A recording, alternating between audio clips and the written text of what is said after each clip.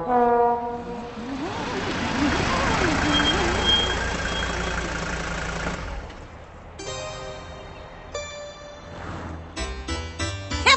your midnight feast est arrivé! Huzzah! Faisons à la Normande. Splendide! A wild strawberry and Madagascar vanilla mousse. Ooh la la! And here is the pièce de résistance. A 14-tier gâteau depicting Dormier's witty caricatures of the French bourgeoisie in chocolate.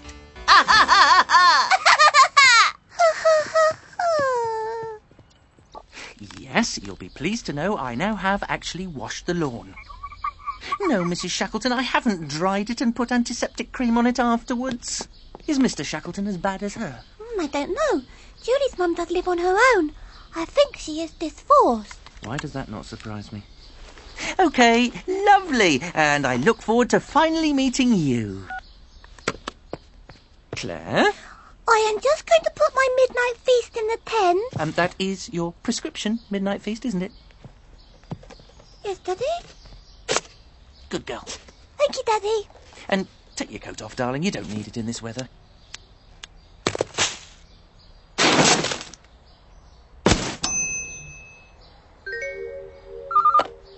Yes? Oh, hi, Doc. So, did you get lucky? Well, I thought the checkout lady was making eyes at me, but I think she was just surprised because I'd been in the supermarket 8.5 hours. Not to worry. They're opening a new one near you. Maybe you should... Doc, it's no good. It's not going to work. Let's face it, I'm never going to meet the woman of my dreams. Sorry, wrong address. I'm looking for the dental practice. Number 50. Excuse me, Eric. I'm Sarah Shackleton, Julie's mum.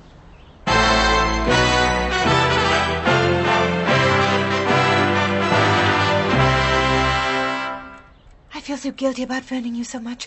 You must think I'm completely hysterical. No, not at all. It was lovely to talk to you. I actually looked forward to your calling. It's just that Julie's so allergic, and last time she went camping there was a terrible incident.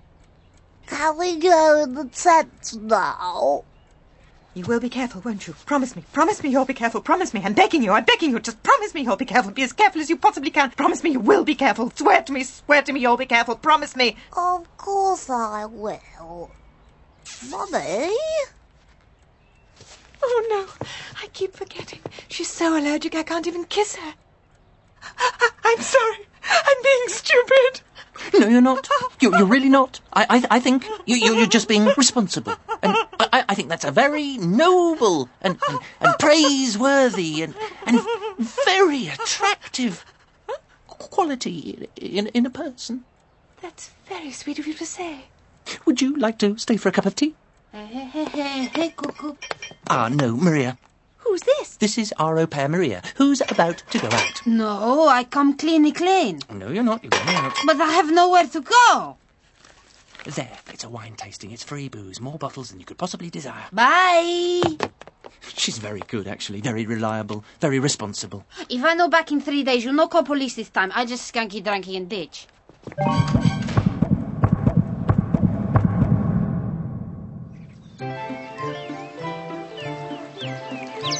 Very good, David. That life-saving badge is yours. Ditto, Oliver. Excellent. Ow! Get off! Ah! Oh, Gordon.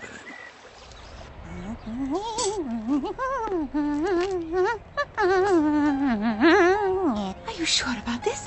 I mean, a cup of tea is one thing, but I really didn't want to put you to all this trouble. No, really, it's no trouble. But I should warn you, I'm not really a very good cook. Don't worry, I'm sure it'll be lovely. Well, I had a slight problem because the cooking instructions came off, and I wasn't sure how long I needed to leave it in the oven. It's awful. It might be better in the middle. Sorry, no. I was just thinking about what happened to Julie last time. Oh. I'm sorry. I'm being stupid. No, absolutely not. I think you're being sensible and responsible and honest and very, very attractive and gorgeous and in the way you deal with the whole situation. But you needn't worry. They're absolutely fine. You know, the longer I stay here, the better I feel.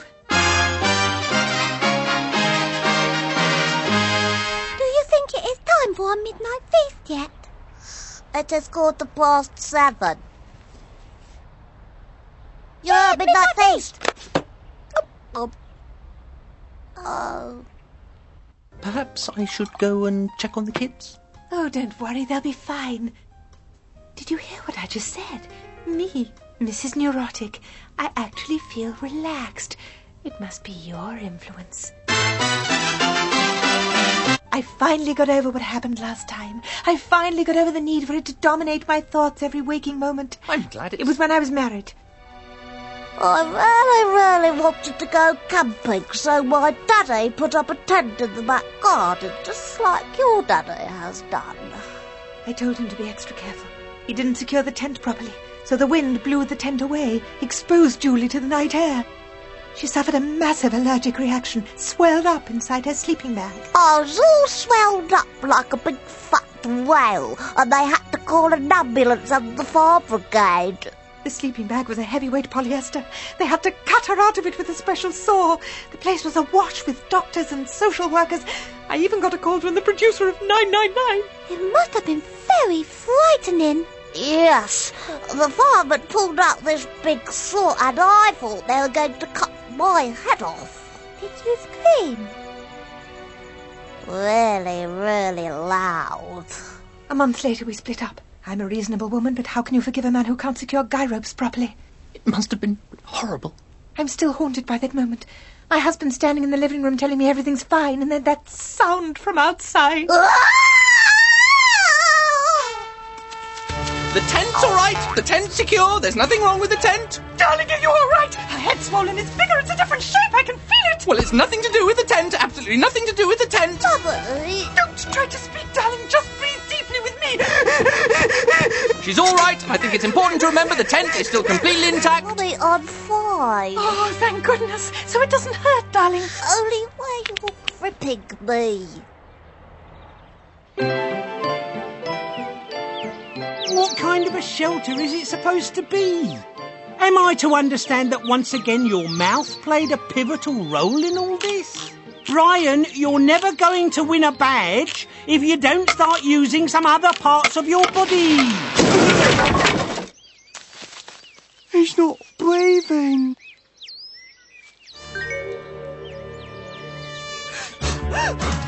It worked! He's breathing again!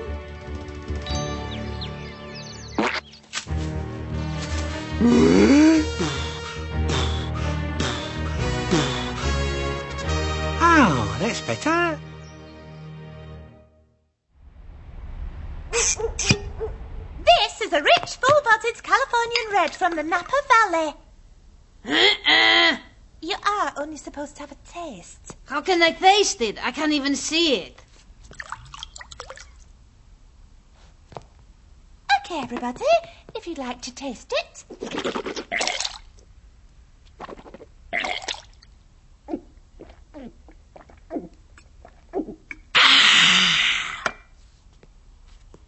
Right, if we move on to the second wine. Waste not, want not.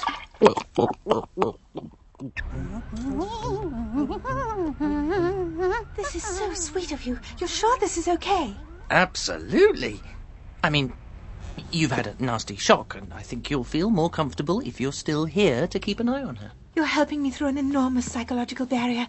It's nice to know that not all men are like my husband. Well, I'm certainly not. I mean, you did see the tent, didn't you?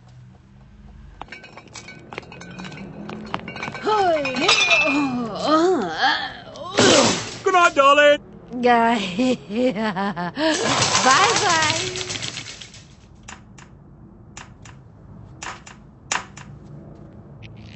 No harm in being absolutely sure? I don't want to build it up too much at this stage. You know, we only met yesterday and we're virtually strangers and we don't know anything about each other. But I want to marry her, have her children and die in her arms. Ah,